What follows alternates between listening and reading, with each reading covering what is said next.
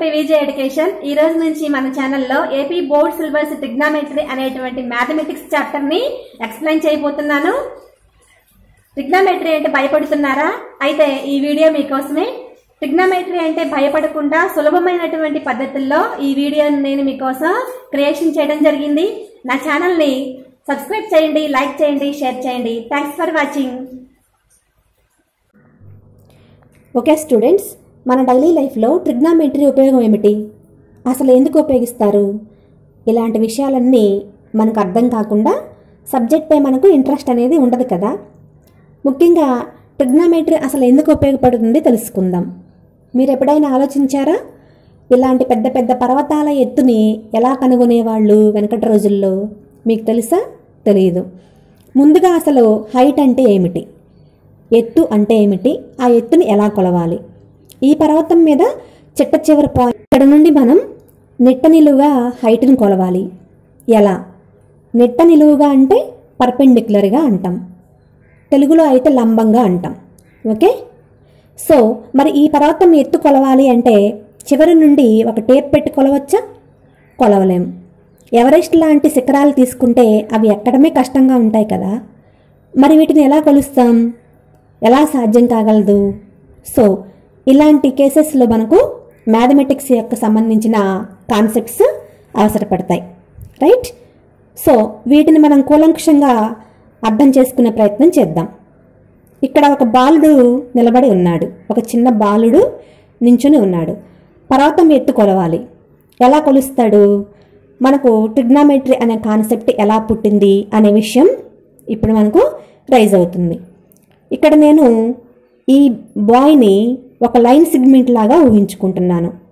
అతని యొక్క తల భాగం నుండి చూస్తే పర్వతం చివరి భాగాన్ని చూస్తున్నాడు। అతడు తల భాగం నుండి ఒక లైన్ గీశాను, ఒక లైన్ సెగ్మెంట్ గీశాను। అతను శిఖరం కొన భాగాన్ని చూస్తున్నాడు। ఇక్కడ ఏ అనే పాయింట్ వద్ద నుండి ఒక లైన్ గీశాను, రైట్? ఇక్కడ 90 డిగ్రీస్ ఉంటుంది। ఈ బాలుడు ఏ అనే పాయింట్ నుండి శిఖరం యొక్క కొనను చూస్తున్నాడు, రైట్? సో అక్కడ నేను ఒక ఇమాజినరీ లైన్ గీశాను, అంటే ఊహాత్మకమైనటువంటి ఇమాజినరీ ఊహించుకొని ఒక లైన్ గీశాను। ఇక్కడ మీరు గమనిస్తే ఇక్కడ మీకు ఏం కనిపిస్తుంది చూడండి, ఒక ట్రయాంగిల్ కనిపిస్తుంది కదా। అది ఎలాంటి triangle? Right angle triangle. So ఇక్కడ శిఖరం ఎత్తుని, అంటే ఈ పర్వతం యొక్క ఎత్తుని కనుగొనాలి అంటే రైట్ యాంగిల్ ట్రయాంగిల్ ఉపయోగించి హైట్ కనుక్కోవచ్చా? చూద్దాం। మనం ఇక్కడ ఆలోచించాలి, ఓకేనా? మరి రైట్ యాంగిల్ ట్రయాంగిల్ గురించి మనకేం తెలుసు? మీకు లోయర్ సెక్షన్లో రైట్ యాంగిల్ ట్రయాంగిల్ అంటే ఉంది కదా, 6th 7th నుంచి మనకు స్టార్ట్ అవుతూ ఉంటాయి, మళ్ళీ గుర్తు చేసుకుందాం, ఓకేనా? సో ఇక్కడ నేను ఒక రైట్ యాంగిల్ ట్రయాంగిల్ తీసుకోవటం జరిగింది, ట్రయాంగిల్ ఏబిసి, ఓకే? ఇందులో రైట్ యాంగిల్ ఎక్కడ ఉంది? యాంగిల్ బి దగ్గర ఉంది, రైట్? సో ఇక్కడ దాని గురించి మనకేం తెలుసో వాటిని పాయింట్స్ రూపంలో ఇక్కడ రాసేద్దాం, రైట్? ముందుగా యాంగిల్ బి వద్ద 90 డిగ్రీస్ ఉంది। యాంగిల్ ఏ అండ్ యాంగిల్ సిలు ఎలా ఉంటాయి? బి దగ్గర 90 డిగ్రీస్ అయితే మరి యాంగిల్ ఏ యాంగిల్ సి ఎలా ఉంటాయి? ఒకటి 90 డిగ్రీస్ ఉన్నప్పుడు మిగతా రెండు ఏమవ్వాలి? 90 కన్నా తక్కువే అవుతాయి, అంటే ఎక్యూట్ యాంగిల్స్గా ఉంటాయి, అల్పకోణాలు అంటారు తెలుగు మీడియంలో కదా। ఒకటి 90 ఉంటే మిగతా రెండు కూడా ఎక్యూట్ యాంగిల్స్ అవుతాయి। సమ్ ఆఫ్ 3 యాంగిల్స్ 180 అయ్యేట్లుగా ఉండాలి కదా। మరి సమ్ ఆఫ్ 3 యాంగిల్స్ 180లో మనకు ఒక రైట్ యాంగిల్ 90 డిగ్రీస్ ఉన్నప్పుడు మిగతా రెండు ఎడిషన్ చేస్తే ఎంత అవ్వాలి? 90 అవ్వాలి, అంటే ఆ మిగతా రెండు యాంగిల్స్ కూడా మనకు 90 కన్నా తక్కువే అవుతాయి। So first point, angle A and angle C less than 90 కంటే తక్కువ ఉంటే acute angles. Second point, angle A plus angle C equal to 90 degrees అవుతాయి। సో ట్రయాంగిల్ ఏబిసి నుండి మనం ఇంకేం తెలుసుకుందాం చూద్దాం। ప్రత్యేకంగా రైట్ యాంగిల్ ట్రయాంగిల్ గురించి మనం ప్రత్యేకమైన పేర్లు పెట్టుకొని చూస్తాం। సో ఒక రైట్ యాంగిల్ ట్రయాంగిల్కి మనం ప్రత్యేకమైన పేర్లు ఎలా పెడదాం, అవి ఎలా ఉంటాయో మనం చూసేద్దాం। సో రైట్ యాంగిల్ ట్రయాంగిల్ గురించి మనం ఒకసారి గుర్తు చేసుకుందాం।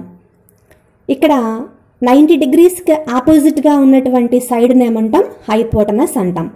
Bigger side is called hypotenuse. ఒక రైట్ యాంగిల్ ట్రయాంగిల్లో bigger side is called hypotenuse. మరి the side opposite to right angle is called hypotenuse. మరి హారిజాంటల్ లైన్ ఏమంటాం? భూమికి సమాంతరంగా క్షితిజ సమాంతర రేఖ అంటాం తెలుగులో. ద హారిజాంటల్ లైన్ ఏమంటాం? బేస్ అంటాం. మరి బీసీని ఏమంటాం? ఇక్కడ హైట్ అంటాం. Right. So the vertical line BC called height. So ఇంకేం తెలుసు మనకు రైట్ యాంగిల్ ట్రయాంగిల్ గురించి?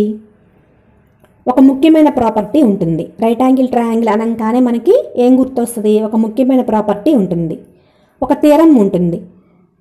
అదేమిటి? Pythagoras theorem. అంటే square of the hypotenuse equal to sum of the squares of the other two sides. So hypotenuse square చేస్తే base square plus height square, ఈ రెండింటికి మనం ఈక్వల్ చేస్తే అది పైథాగరస్ థీరం అంటాం. సో ఈ మూడింటి మధ్య అంటే ఈ 3 సైడ్స్ మధ్య ఉన్నటువంటి ఒక రిలేషన్ మనం పైథాగరస్ థీరం అంటాం. ఈ మూడింటి మధ్య ఉన్నటువంటి ఒక రిలేషన్ని మనం పైథాగరస్ థీరం అని చెప్పుకున్నాం కదా. ఈ పైథాగరస్ థీరంని యూజ్ చేసి మనం హైట్ని మనం ఎలా ఫైండ్ అవుట్ చేయాలి అనే విషయాన్ని నెక్స్ట్ వీడియోలో ఎక్స్ప్లెయిన్ చేస్తాను. నా ఛానల్ని సబ్స్క్రైబ్ చేయండి, లైక్ చేయండి, షేర్ చేయండి. Thanks for watching.